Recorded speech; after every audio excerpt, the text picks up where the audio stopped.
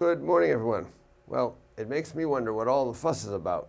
Friday saw a lot of dramatic news, but with no real effect on the currencies. The German Constitutional Court basically declared the ECB's program to rescue the euro to be unconstitutional, and U.S. payrolls missed expectations for a second month in a row. And yet, at the end of the day, there was little net movement. The dollar is slightly lower against most currencies this morning in Europe, compared with its levels Friday morning, but nothing exciting. In fact, on Friday, the day's range in most currencies we track was actually below average. It was calmer than a normal day. Makes me wonder why the market focuses so much on these statistics every month. In this case, there was the initial thought that 2 consecutive months of weaker than expected jobs data might convince the Fed to delay tapering, but that idea quickly faded as the unemployment rate fell while the participation rate rose.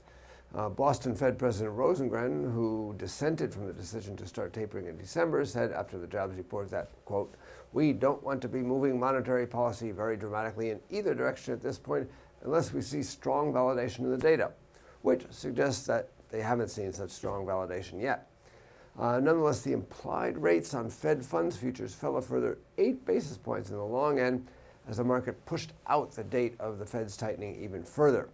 This weakening of interest rate support is weighing on the dollar.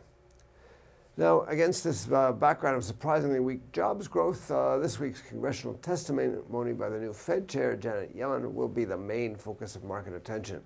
The whole event's likely to be more theater than economics, particularly with the midterm elections this coming November in mind. Amidst the odd and ill-informed questions that the congressmen are likely to ask, questions aimed mostly at showing their constituents that they're concerned, Yellen will probably try to remain polite and give upbeat, optimistic answers that'll play well on TV. In that respect, her testimony may present a favorable picture of the U.S. economy that could boost the dollar. The other main event this week will be the Bank of England quarterly inflation report on Wednesday. The market will be closely watching it as it's seeking guidance for after Mr. Bank of England Governor Carney's comments in Davos about the appreciation of sterling and the 7% unemployment threshold. As for today's indicators, the only interesting one's already out. Japan's current account deficit for December widened more than expected to 197 billion yen on a seasonally adjusted basis from about 47 billion yen in November. The unadjusted deficit hit a record.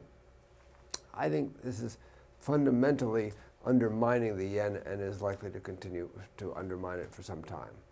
The hottest indicator today is likely to be Norway's CPI for January, which is expected to have declined 0.3% month-on-month in December, but as that would leave the year-on-year rate untouched at 2%, even that might not have much impact. So we're stuck waiting for Ms. Yellen to give us some direction.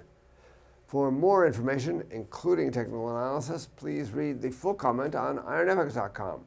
You can also follow us on Twitter, like us on Facebook, subscribe to our YouTube channel, or circle us on Google+ to get more trading ideas. This is Marshall Giller, head of Global FX Strategy at IronFX, wishing you solid trading.